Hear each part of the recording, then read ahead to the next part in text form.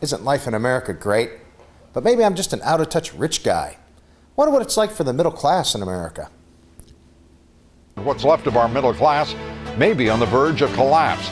The American dream is under siege. Corporate America posting record profits, so why in the world are middle-class Americans suffering from declining pay and standards of living? Well, that's a good question, Lou. We headed to California's Castaic Lake to confront some fat cats as they played around in the water with hardly a care in the world. Nothing but fast toys, Hummers, and Escalades. Of course, their owners were happy to brag about them. The Yamaha, the twin-engine high output. Ever seen the price tag for a 27-foot boat? It costs $50,000. It's a special boat like for wakeboarding. Oh, you need something to tow, right? Every day that I wake up, I believe that this day is going to be better than yesterday. Yeah, well, today's going to be better than yesterday if all you got to do today is go wakeboarding. This rich guy sees the world through rose-colored designer glasses. Probably a trust fund kid who doesn't even have a job. What do you do for a living?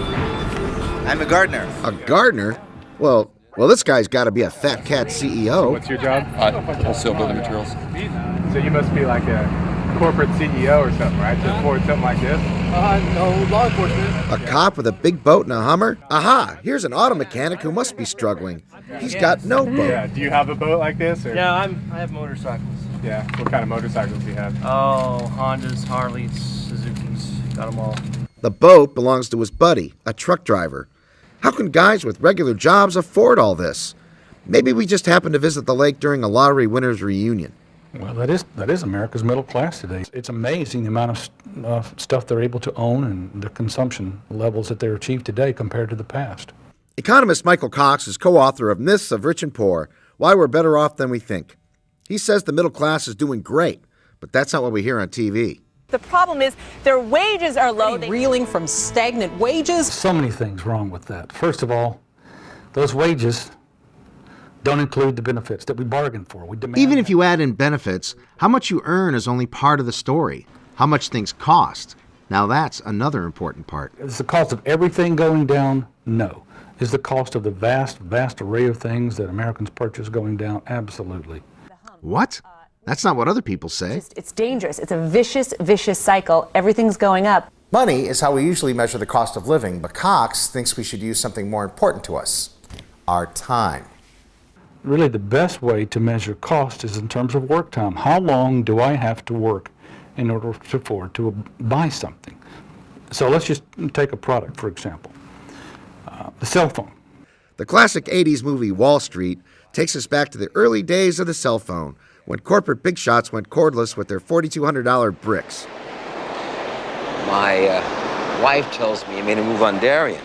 Few regular people could afford cell phones because the average worker had to sweat for 460 hours to buy one. Boy, how times have changed. So this $50 phone is less than 3 hours of work. 460 then, 3 now. Huge declines in prices, enabling these things to be afforded by the middle class and many other products too. Only the rich owned cars a century ago, but today, average Americans can afford shiny SUVs.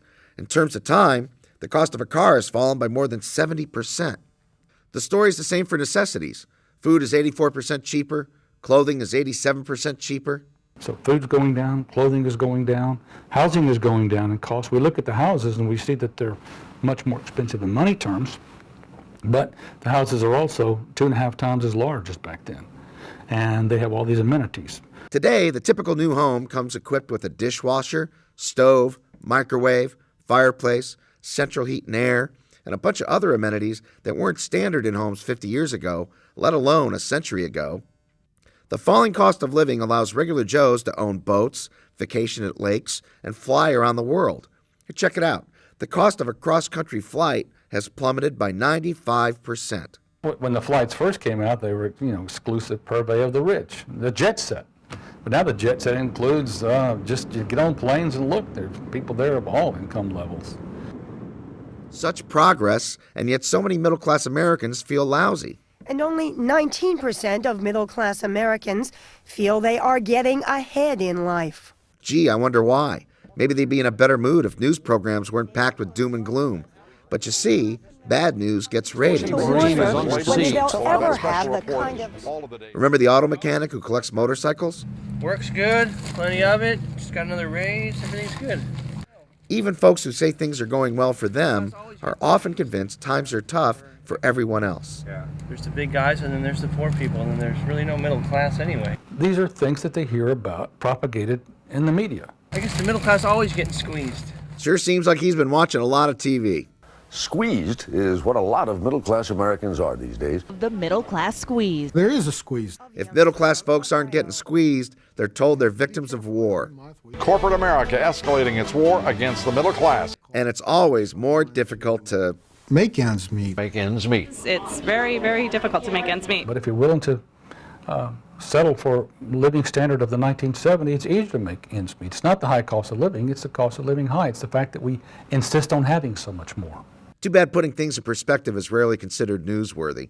But today, much of the American middle class is struggling. It's much easier to stir up anxieties.